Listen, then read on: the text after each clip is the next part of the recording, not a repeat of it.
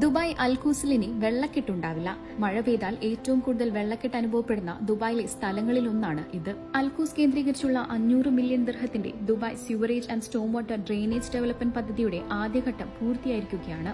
1600 hectare വിസ്തൃതിയിൽ ദുബായിലെ 1507-ലധികം പ്ലോട്ടുകൾ ഉൾപ്പെടുന്ന ടോട്ടൽ പ്രൊജക്ടിൽ Al Quoz industrial area 1, 2, 3, 4 Sheikh Zayed റോഡിനും അൽഖേൽ റോഡിനും ഇടയിലുള്ള ചില സ്ഥലങ്ങളും ഭാഗമാണ്.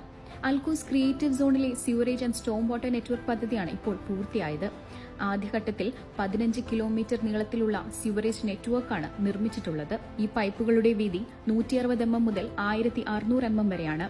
14 കിലോമീറ്റർ നീളത്തിലാണ് മഴവെള്ളം കെട്ടിനിൽക്കാതിരിക്കാനുള്ള സ്റ്റോം വാട്ടർ ഡ്രെയിനേജ് നെറ്റ്വർക്കിന്റെ നിർമ്മാണം. 200 mm മുതൽ 3000 mm വരെയാണ് ഈ പൈപ്പുകളുടെ വീതി. 2024 ഏപ്രിലുണ്ടായ അതിശക്തമായ മഴയ്ക്ക് പിന്നാലെ ദുബായ് ഗവൺമെന്റ് പ്രഖ്യാപിച്ച 50 ബില്യൺ ദിർഹത്തിന്റെ വാട്ടർ ഡ്രെയിനേജ് മെഗാ പ്രൊജക്ടായ തസ്രീഫിന്റെ ഭാഗം കൂടിയാണ് ഈ പദ്ധതി. മേഖലയിലെ തന്നെ ഏറ്റവും വലിയ യൂണിഫൈഡ് സ്റ്റോം വാട്ടർ കളക്ഷൻ സിസ്റ്റമാണ് ഈ മെഗാ പ്രൊജക്ട്.